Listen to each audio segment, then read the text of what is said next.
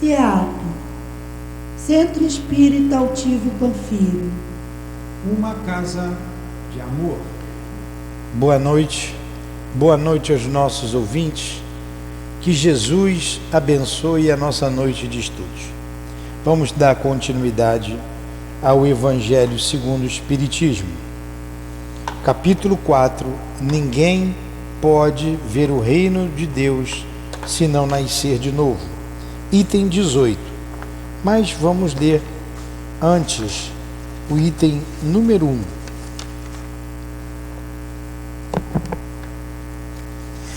Quando, nessa afirmativa de Mateus, Jesus, tendo vindo para os arredores de Cesareia de Filipe, interrogou seus discípulos: que dizem os homens quanto ao Filho do Homem? Quem dizem eles que eu sou? E os discípulos lhes responderam: uns afirmam que és João Batista, outro que és Elias, outro que és Jeremias ou alguns dos profetas. Jesus lhes disse: e vós, quem dize que eu sou? Simão Pedro, tomando a palavra, respondeu: tu és o Cristo, o Filho do Deus vivo. E Jesus falou: bem-aventurado és, Simão, filho de Jonas, porque não foi a carne nem o sangue que te revelaram, mas meu Pai que está nos céus. Mateus. Então Jesus foi enviado por Deus, né? Amado Jesus, aqui estamos estudando o teu Evangelho, reunidos em teu nome e em nome de Deus. Permita que os nossos benfeitores se aproximem de nós, nos inspire, nos ajude na compreensão destes textos.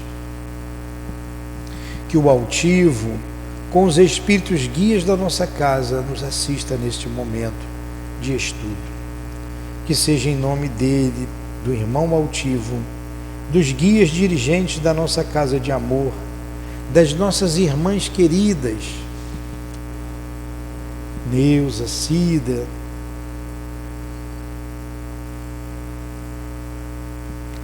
Elvira, a quem muito somos gratos, em nome do amor, do nosso amor, Lourdinha, mas acima de tudo, em nome do teu amor, Senhor, e do amor de Deus, nosso Pai, é que damos por iniciado os estudos da noite de hoje. Que assim seja. Graças a Deus.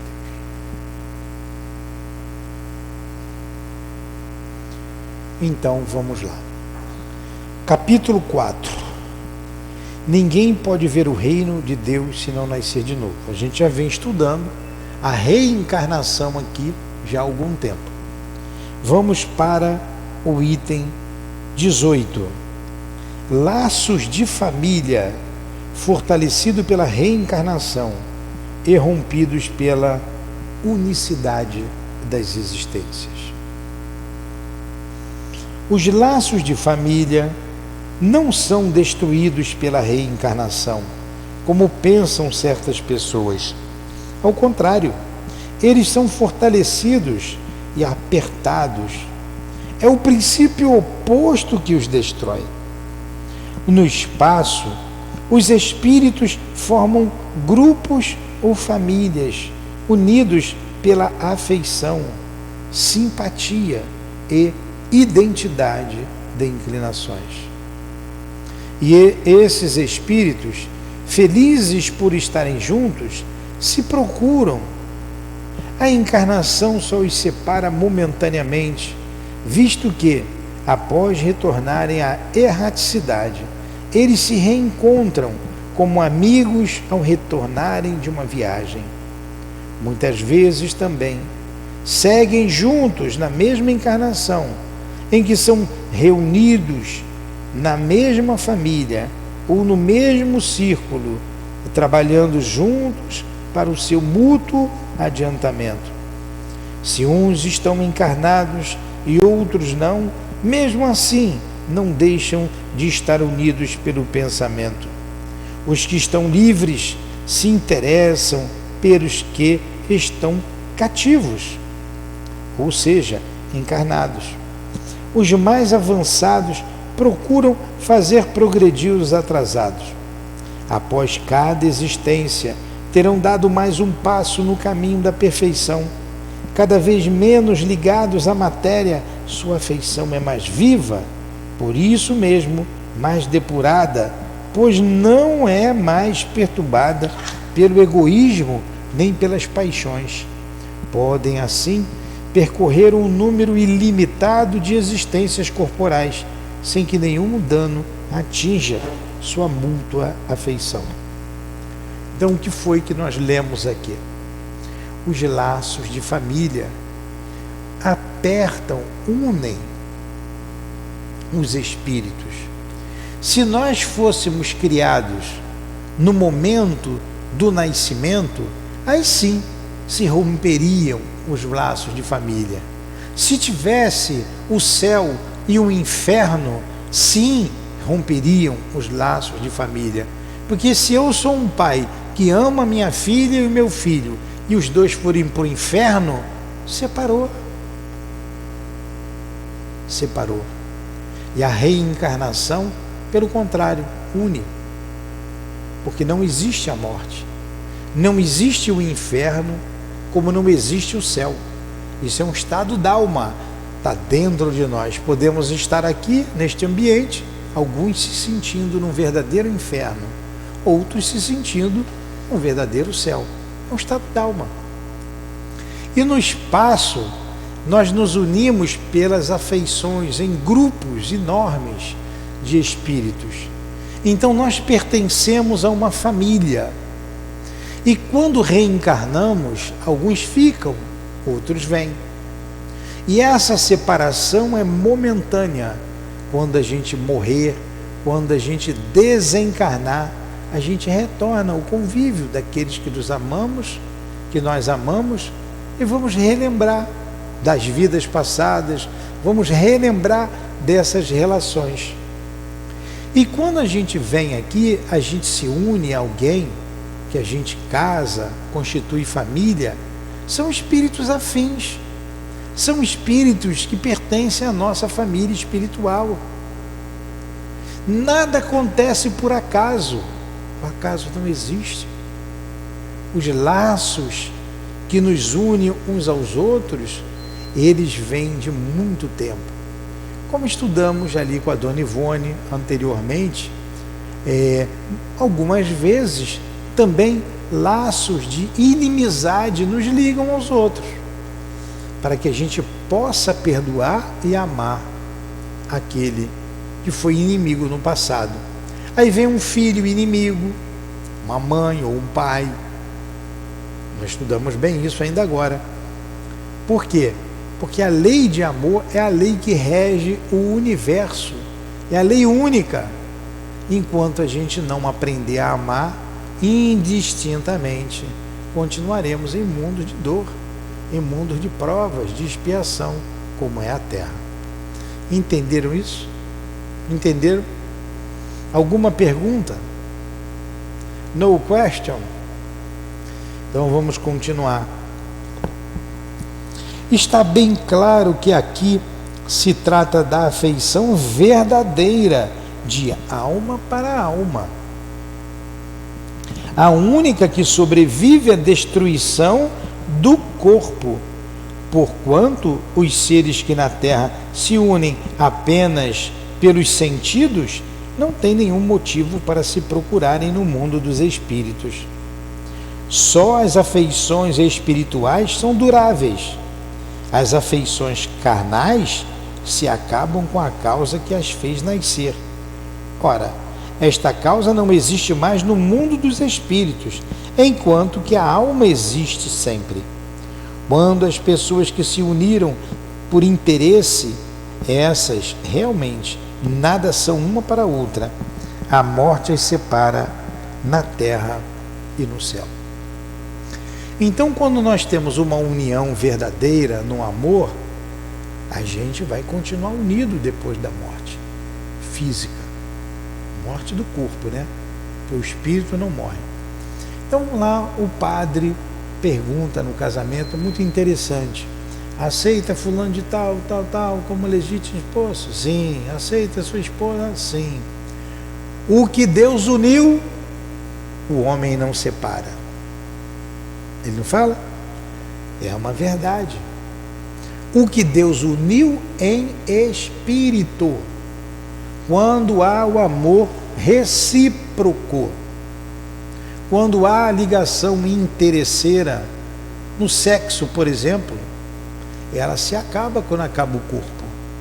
Quando há uma ligação interesseira no dinheiro, fica quieto, no dinheiro do outro, acaba. Depois vão brigar comigo em casa que eu estou brigando com vocês. É o André que não tem um bicho carpinteiro ali no corpo. Então, acaba. As verdadeiras afeições são as afeições por amor. Eu jamais esqueci a minha esposa, continuo casado com ela. Já se vão 5 anos e 3 meses. Que dia é hoje? 16? E 9 dias. Cada dia eu vivo um dia de cada vez. Certamente ela pensa em mim também. E quando desencarnar, estaremos juntos, continuaremos juntos. Mesmo amor, mesmo sentimento. Agora, se fosse alguma coisa somente da matéria, eu já tinha casado com outra, já tinha saído, eu não tinha casado, tinha me separado, ela também já tinha saído. Então, quando há amor, a gente continua ligado aqui e no mundo dos espíritos. É isso que ele está dizendo. As verdadeiras afeições, elas são feitas na base do amor. Isso sim, Deus uniu. Leon Denis tem... Sim. Pega o livro ali, pega o livro de André Luiz, por favor, para mim, O Nosso Lar. O meu. Está lá em cima. Vai devagarzinho lá, só um instantinho. Entra devagar, porque elas estão estudando lá para os suicidas, tá? Entra no sapatinho, como chamam vocês.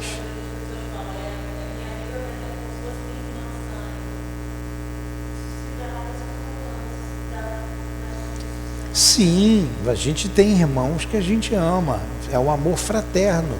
Amor fraterno é o amor de irmão. Mas tem irmão que se odeia. Então, tem maridos ou mulheres que se amam, uns que se odeiam. Então, a maioria dos casamentos são provacionais. Você tem um casamento como prova. Você tem um casamento expiação. Você tem um casamento por amor. O André Luiz fala muito bem sobre isso. Se eu achar ali, primeiro se ele achar meu livro lá. É isso mesmo. É isso aí, você está certo. É isso mesmo. Então, o casamento, a união entre os sexos, ela é para perpetuar a espécie. O sexo é para perpetuar a espécie. Se você entrar no campo da paixão, você entra no campo da obsessão, como nós estudamos ali com a Dona Ivone, as obsessões sexuais. Aí você se perde. Por quê? No campo dos espíritos, o sexo é para criação. Não existe o sexo. Por quê? Porque espírito não faz espíritozinho, como a gente diz. Quem cria é Deus. Deus é quem cria, não é o espírito. Agora, os espíritos inferiores, esses se locupletam ainda nesse campo, como se locupletam em outros setores das paixões vis, né? Vamos ver aqui. Deixa eu ver se eu encontro aqui. Obrigado. Vamos relembrar. Eu acho que eu deixei até marcado. Eu tinha deixado marcado. Que pena. Agora eu vou ter que procurar aqui tudo.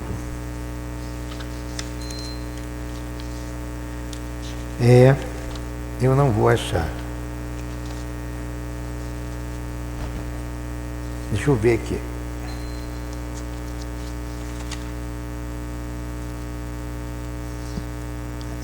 Ele fala do casamento.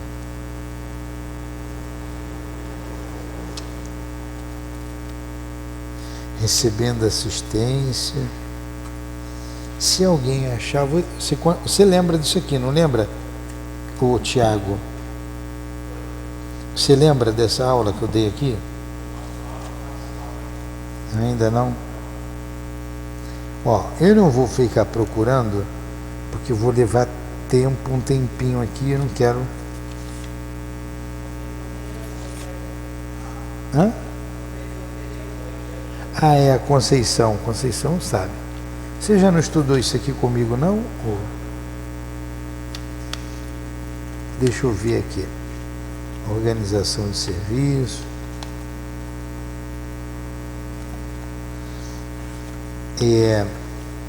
É uma história interessante que eu vou contar para vocês. Se eu não achar aqui rapidamente, eu vou contar como eu sei. Bônus horas, saber ouvir.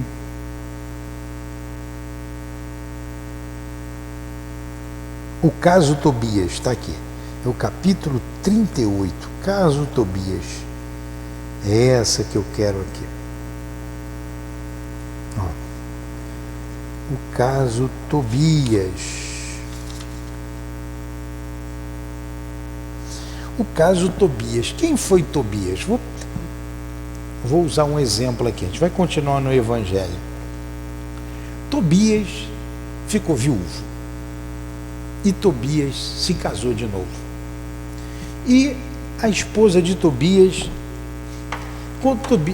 quando Tobias morreu, foi se unir à primeira esposa. Mas quando ele se casou pela segunda vez, a esposa que desencarnou ficou com muitos ciúmes. Estou resumindo aqui a história de uma aula, 2 aulas que a gente dá. Se casou uma segunda vez. E a esposa primeira ficou enciumada, ficou ali perto, com muitos ciúmes. Até que foi convencida pela sua vozinha e foi levada de junto da família, lá para o nosso lar. E lá ela compreendeu a situação e ficou aguardando o retorno de Tobias.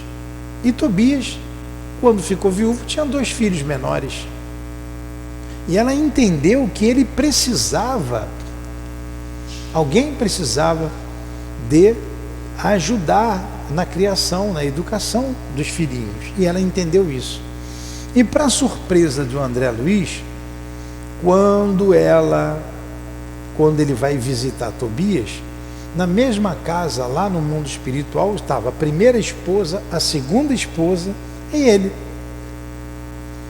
Ué, como é que pode isso? O André Luiz ficou. Tem casamento no mundo espiritual? Sim, claro que tem. Aí eles riram e foi a esposa dele, que eu não me lembro o nome, que explicou tudo. Olha, aí ela contou o que eu contei para vocês e ela, essa segunda esposa, estava lá como filha, olha só, como filha da primeira esposa e também de Tobias.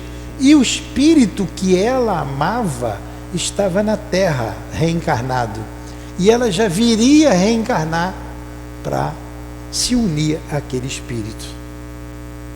Ela iria reencarnar. E o amor verdadeiro de Tobias era a primeira esposa. O amor verdadeiro. Aí ele fala uma coisa muito interessante aqui, que eu vou ler para vocês. Pequenininho. Não me lembro. Tá aqui, eu não vou procurar nome para não demorar mais aqui. Vou chamar de Senhora Tobias. Tá? A Senhora Tobias. Então ela diz aqui, ó. Uma era Luciana. Que dizes, filha? Perguntou a senhora Tobias, acariciando a destra. A Luciana sorriu junto. Mas, graças a Jesus, olha o que disse a esposa dele. Graças a Jesus, e a ela, né, a segunda esposa, aprendi que há casamentos de amor, casamentos de fraternidade,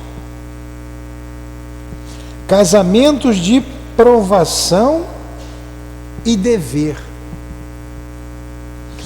E no dia que Hilda me beijou, perdoando-me, senti que meu coração se libertava do monstro que é o ciúme inferior. O matrimônio espiritual realiza-se alma com alma, representando os demais simples conciliações. Então, o verdadeiro casamento é de espírito para espírito, de alma para alma. É o amor que une, o que o padre fala, o que Deus uniu o homem, não separa. Então, o matrimônio espiritual realiza-se alma com alma, representando os demais simples conciliações, indispensáveis à solução de necessidades ou processos retificadores, embora todos sejam sagrados. Então, casamento de amor, casamento fraterno, de fraternidade, de provação. O caso dele foi de fraternidade, porque a moça foi cuidar dele, que já estava ficando doente, e cuidar dos filhos dele, dos filhinhos. Então foi um casamento de fraternidade. E tem aqueles que é de prova, né? Às vezes a gente larga o ônibus ali na esquina, porque está cheio, vem um outro mais lotado ainda, né? Fala, pergunta.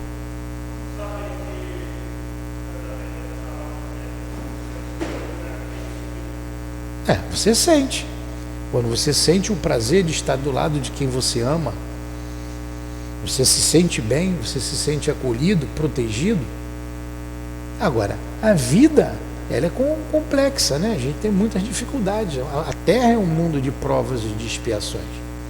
Mas quando é uma união de amor, você sente. Quando você se esfria e não sente mais, ora, é porque você não tem amor por aquela pessoa, né? Se você não sente interesse, pode ser um amor fraterno, pode ser, você só tem um sentimento fraterno. Olha, eu não posso aqui falar aqui, porque vão dizer que eu disse que tem que separar, o que tem que ficar, eu não posso dizer isso. Cada caso é um caso. Um espírito, ele é um espírito bondoso, não vai dizer para você, se separa, vai embora. Ou, fica com a fulana, ou fulano. Então, cada caso é um caso que deve ser analisado. Toda separação traz dores, né? Mas, se tiver que separar para que se evite um problema maior, o que a gente pode fazer? A gente tem um livre arbítrio, tá? Então a gente tem que pensar muito direitinho. O que acontece com essas perguntas? As pessoas querem uma receita de bolo. Faz isso, faz aquilo. Não é assim. Pois é, aí você vê muitas vezes nas relações, aí já envolve filhos, envolve uma série de coisas que você tinha que ter pensado antes de fazer. Problemas materiais, problemas... Então não tem como a gente dizer, larga, vai embora, fica, perdoa. Perdoar, a gente tem que perdoar sempre. Perdoar, temos que perdoar sempre. Vamos lá, vamos continuar aqui. Então, a reencarnação nos une. A união e a afeição, número 19, não é aqui que a gente está? Que existe entre parentes, são indício da simpatia anterior que os aproximou. Olha aí a tua pergunta sendo respondida. A união e a afeição que existem entre parentes são indício da simpatia anterior que os aproximou. Eu tenho um amor muito grande pelos meus filhos e eles por mim. Isso não é de agora. Eu tenho um amor muito grande pela minha esposa, e ela já é desencarnada, e eu só penso nela. Então não é de agora. Então cada um sabe o que sente. Cada um sabe o que sente. Assim, costuma-se dizer que uma pessoa não é da família quando o seu caráter, seus gostos e inclinações não têm nenhuma semelhança com os dos seus parentes. Não tem sempre uma ovelha negra? Pois é. Ao se dizer essas palavras, enuncia-se uma verdade maior do que se supõe. Deus permite essas encarnações de espíritos antipáticos ou estranhos nas famílias com um duplo objetivo, de servir como prova para uns e de meio de adiantamento para outros. Então você tem uma família muito equilibrada, justa, justinha, tudo bonitinho, aí você vem um filho que só traz problema. Algumas vezes aquele filho pediu para vir naquela família e vocês concederam, os pais concederam, para que ele aprendesse com os outros a fraternidade, o amor, porque ele não tinha isso. Às vezes é isso. E, ao mesmo tempo, serve de prova para aqueles pais e para aquela família. Tá? Aí continua ele aqui dizendo: Deus permite essas encarnações de espíritos antipáticos ou estranhos nas famílias com um duplo objetivo, de servir de provas para uns e de meio de adiantamento para outros. Os maus se melhoram pouco a pouco em contato com os bons e pelos cuidados que deles recebem. Seu caráter se abranda, seus hábitos se depuram, as antipatias se desfazem. É assim que se estabelece a fusão entre as diferentes categorias de espíritos, como se estabelece sobre a terra a fusão entre as raças e os povos. E assim, olha, a gente vai estabelecendo essas relações.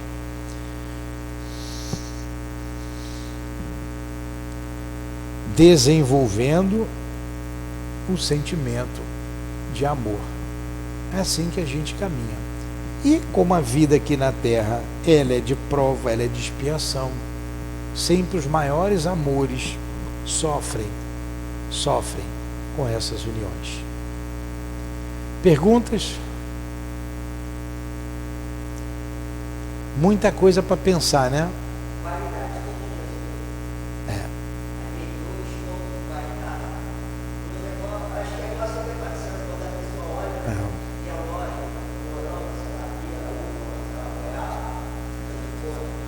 Tá certo, André, é isso aí, você está certo, você está sempre certo. Ficou bem claro isso?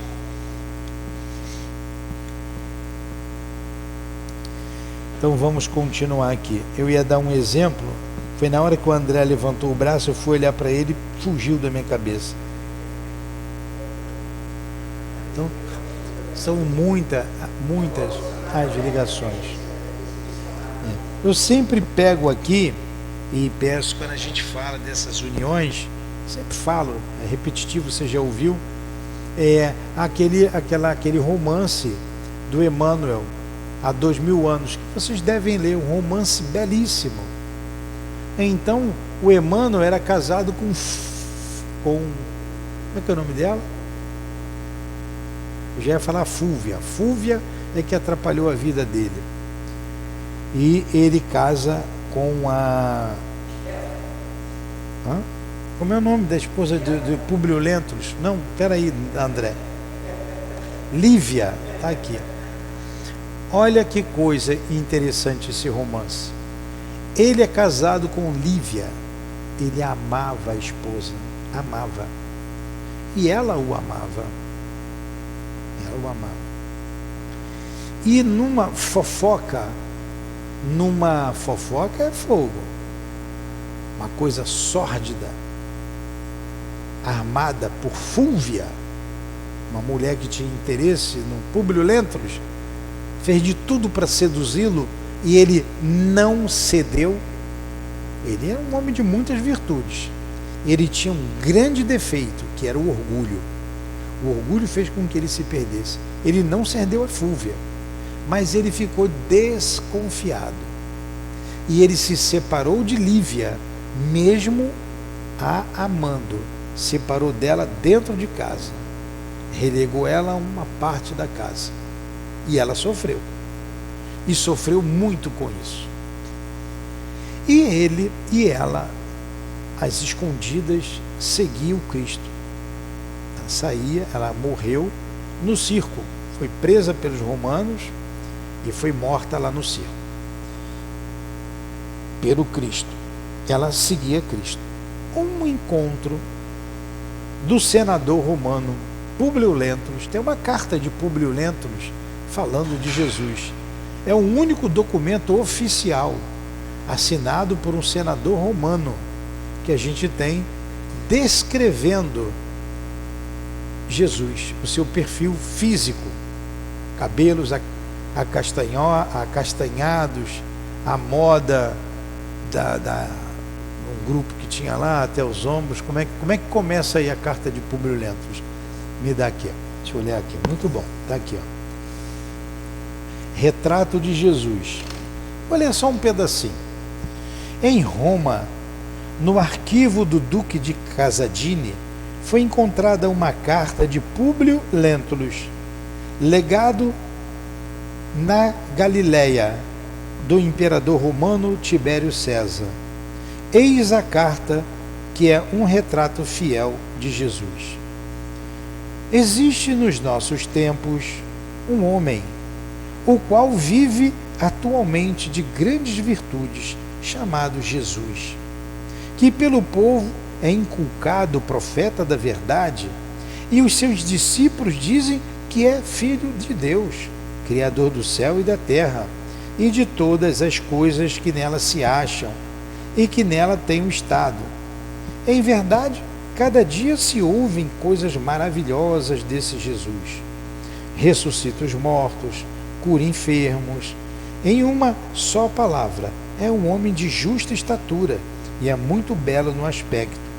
Há tanta majestade no rosto que aqueles que o veem são forçados a amá-lo ou temê-lo. Tem os cabelos da cor da amêndoa, bem madura, distendido até as orelhas, e das orelhas até as espáduas. São da cor da terra, porém mais reluzentes. Tem no meio da sua fronte uma linha separando os cabelos, na forma em uso nos nazarenos.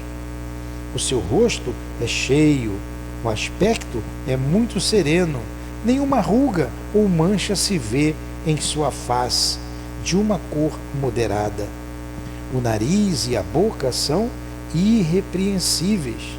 A barba espessa, mais semelhante aos cabelos, são muito longa, mas separadas pelo meio. Seu olhar é muito especioso e grave. Tem os olhos graciosos e claros.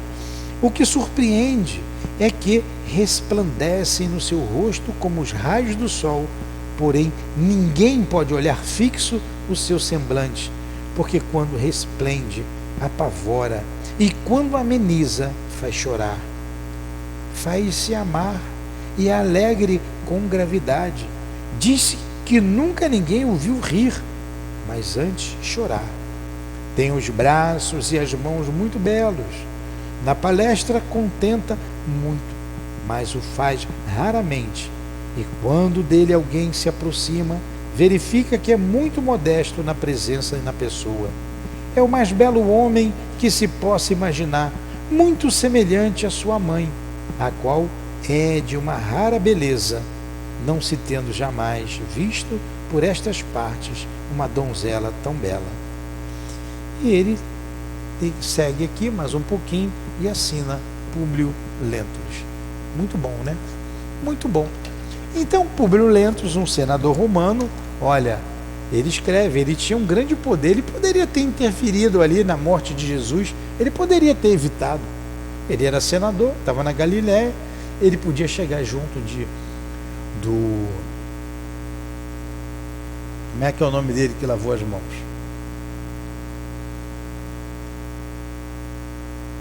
Hã? Quem foi que condenou Jesus à morte?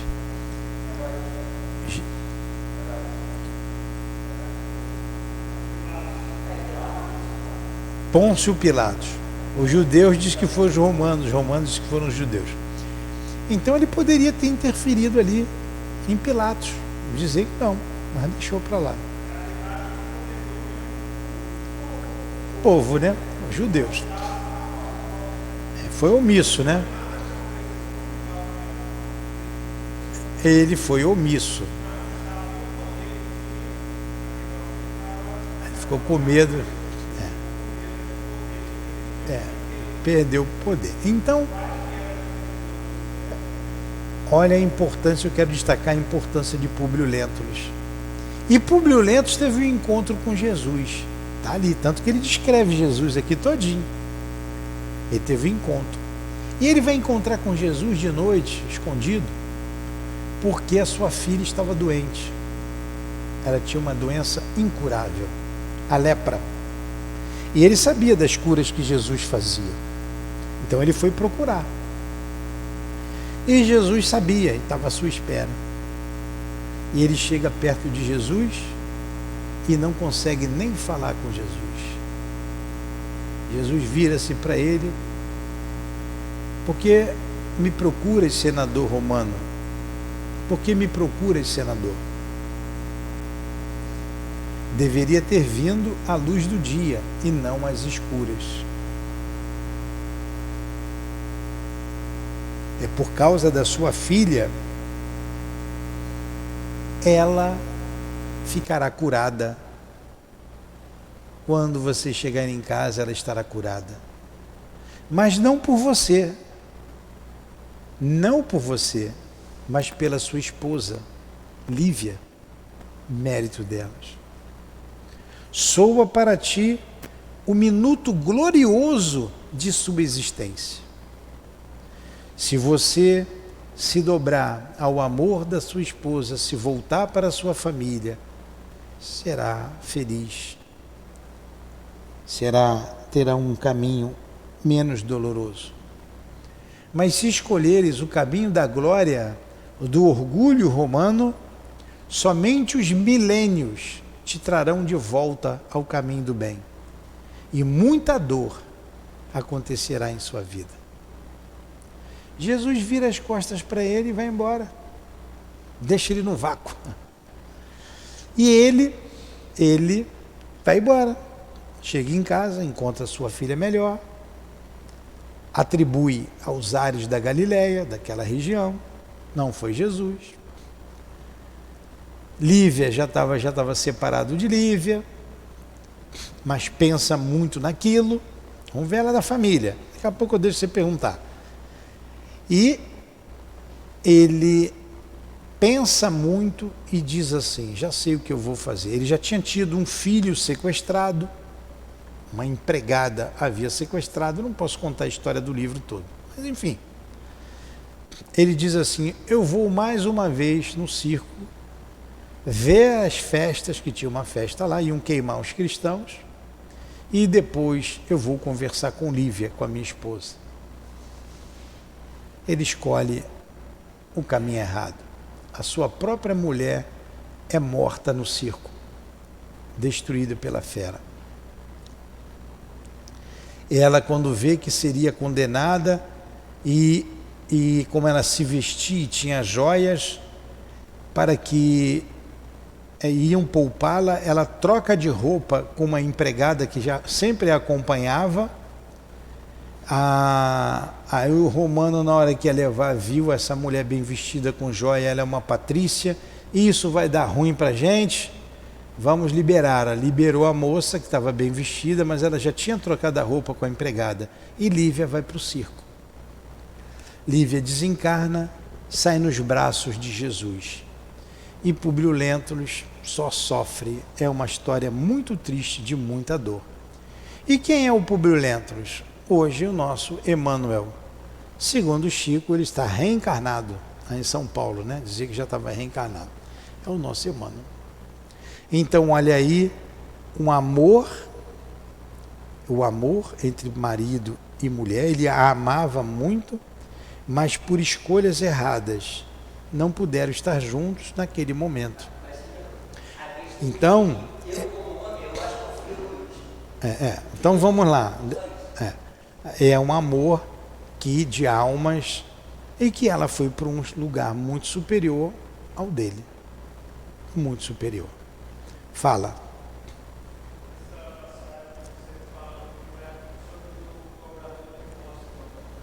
Não, o cobrador de imposto ali é Zaqueu, né? Você está falando Zaqueu, não. Essa aí não está escrita essa história nos evangelhos. Essa é uma obra mediúnica do Chico. O Emmanuel escreve através do nosso Chico. É o romance há 2000 anos, 50 anos depois, é a continuidade. Ave Cristo, tem uma série ali. 50 anos depois, Ave Cristo, Renúncia. Mas 50 anos depois, Emmanuel, o Públio Lentulus, reencarna como escravo. O escravo na história.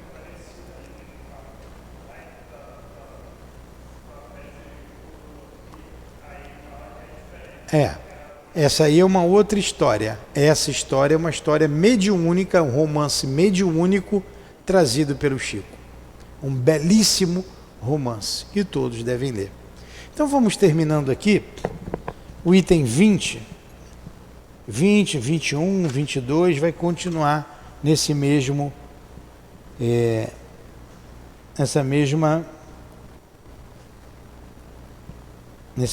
pensamento. Eu vou ler o 20 e a gente faz a prece. O receio do aumento indefinido dos parentes em consequência da reencarnação é um temor egoísta que prova que não se possui um amor bastante amplo para alcançar um grande número de pessoas. Um pai que tem vários filhos sente menos amor por eles do que se tivesse apenas um? Mas que os egoístas se tranquilizem, esse temor é infundido. O fato de um homem ter passado por 10 encarnações não significa que vai encontrar no mundo dos espíritos 10 pais, 10 mães, 10 mulheres e um número proporcional de filhos e de novos parentes. Ele encontrará sempre aqueles mesmos que foram motivo de sua afeição, que na Terra tiveram ligados a ele com designações diferentes ou de igual maneira. Então a gente volta sempre no mesmo grupo familiar. Entenderam? Você não vai ter 10, já tive 30 encarnações, vou ter 30 mulheres, 30 filhos diferentes, 30 mães. Não. É sempre naquele grupo familiar.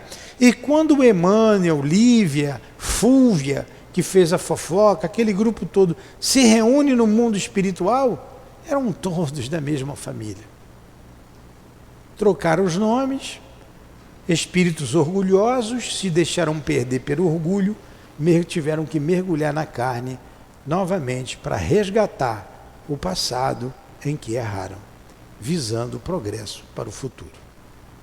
Então, que Deus nos abençoe, que Jesus nos ajude a compreender a reencarnação que estamos situados, o nosso papel diante da vida, que Jesus nos ajude a compreender de onde viemos, o que estamos fazendo aqui e para onde retornaremos, a pátria dos espíritos que nos aguarda.